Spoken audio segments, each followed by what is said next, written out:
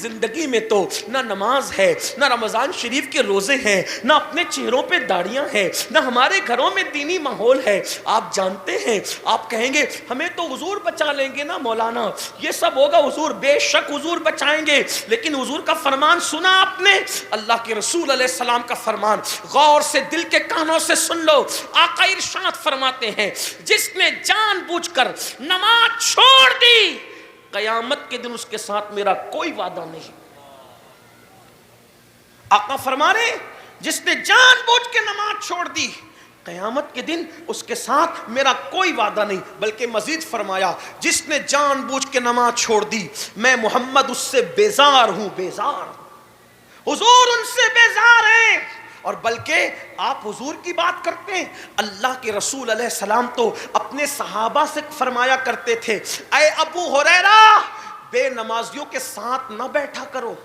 اللہ کے رسول صحابہ کو بے نمازیوں کے ساتھ بیٹھنے سے منع کر رہے، فرماتے ابو ہریرہ صحابہ میرے آقا فرماتے بے نمازیوں کے ساتھ نہ بیٹھا کرو، کیونکہ بے نمازی پر آسمان سے لعنت برستی ہے۔ آپ سے پوچھنا چاہتا ہوں، رسول اللہ فرمائے، اللہ کے محبوب فرمائے کہ بے نمازیوں پر آسمان سے لعنت برستی ہے، اس کے باوجود بھی آج ہم سوچ رہے ہیں کہ ہم نماز چھوڑ کر کے کامیاب ہو جائیں گے، نماز چھوڑ کر کے جنت میں جائیں گے۔ سن لو، میرے آقا علیہ السلام نے یہاں تک اپنے صحابہ سے کہا، دل کے کانوں سے سنو، آقا فرماتے ہیں اے میرے صحابہ یہ دعا کیا کرو کہ اللہ کسی کو بدبخت اور محروم نہ بنائے، اللہ کسی کو بدبخت اور محروم نہ بنائے۔ پھر میرے آقا نے فرمایا اے میرے صحابہ جانتے ہو بدبخت اور محروم کون ہے؟ تو صحابہ نے اس کی نہیں یا رسول اللہ۔ تو آقا فرماتے ہیں جو نماز چھوڑ دے وہ بدبخت بھی ہے، وہ محروم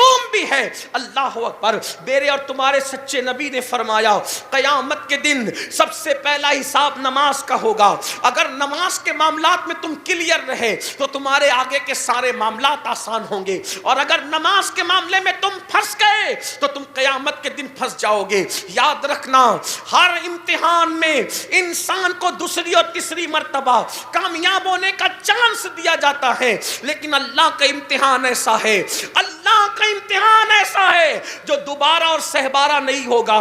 وہ امتحان ایک ہی بار ہوگا۔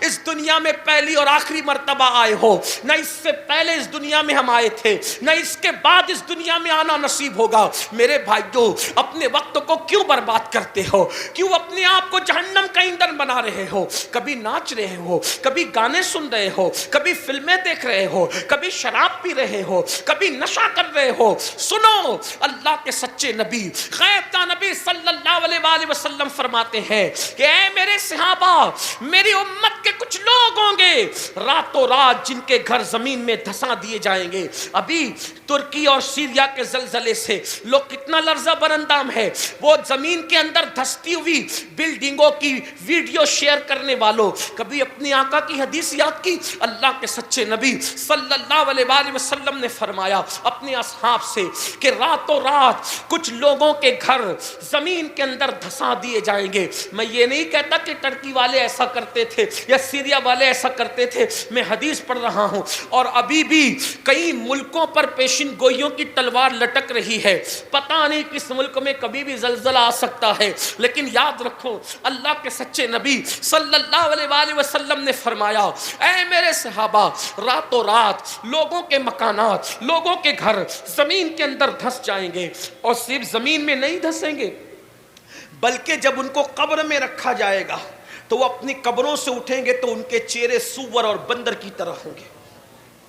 ان کے گھر زمین میں دھس جائیں گے، اور جب وہ اپنی قبروں سے اٹھیں گے یا تو ان کے چہرے سور کی طرح ہوں گے یا تو ان کے چہرے بندر کی طرح ہوں گے۔ صحابہ نے عرض کی یا رسول اللہ صلی اللہ علیہ وآلہ وسلم جن کے مکانات راتوں رات زمین میں دھس جائیں گے اور ان کے چہرے قبر سے اٹھتے وقت سور اور بندر کی طرح ہوں گے، حضور ان کا قصور کیا ہوگا، ان کی غلطی کیا ہوگی؟ تو میرے آقا فرماتے ہیں وہ شراب پیتے ہوں گے اور میوزک اور موسیقی سنتے ہوں، وہ شراب پیتے ہوں گے، نشہ کرتے ہوں گے اور میوزک سنتے ہوں گے۔ شراب اور نشے کی وجہ سے اور میوزک اور گانوں کی وجہ سے ان کے مکانات زمین میں دھس جائیں گے، اور جب وہ اپنی قبروں سے اٹھیں گے تو ان کے چہرے یا تو سور کی طرح ہوں گے یا تو بندر کی طرح ہوں گے۔ آپ سے پوچھتا ہوں، جس نبی کے کہنے پہ اللہ کو ایک مانا، جس نبی کے کہنے پہ قرآن کو اللہ کی کتاب مانا، اس نبی کے کہنے پہ یہ کیوں نہیں مانتے؟ اس نبی کے کہنے پر یہ کیوں نہیں بچتے گناہ سے؟ کیوں نہیں ڈرتے اللہ سے؟ شادی کے موقع پہ اللہ کو بھول جاتے ہو، شادی کے موقع پہ رسول اللہ کو بھول جاتے ہو۔ کہتے ہیں غلامی رسول میں موت بھی قبول ہے۔ جس نبی کی محبت میں موت قبول کرنے کی بات کرتے ہو، اس نبی کی محبت میں گناہ کیوں ترک نہیں کرتے؟ جو قوم گناہ نہ چھوڑے وہ قوم اپنی جان کیا دے گی؟ جو قوم نیند نہ چھوڑے وہ قوم جان کیا دے گی؟ جو قوم داڑھی کے چند بال کا بوجھ اپنے چہروں پہ برداشت نہ کر سکے، وہ قوم اپنے نبی کے نام پہ جان کیا دے گی؟ مسلمانوں، دنیا اچھی طرح ہمارے نعروں کو سمجھ چکی ہے کہ اس قوم کے پاس کھوکھلے نعروں کے سوا کچھ نہیں ہے، اور اگر واقعی دلوں میں محبت ہے تو امتحان لیا جائے گا۔ ہمارا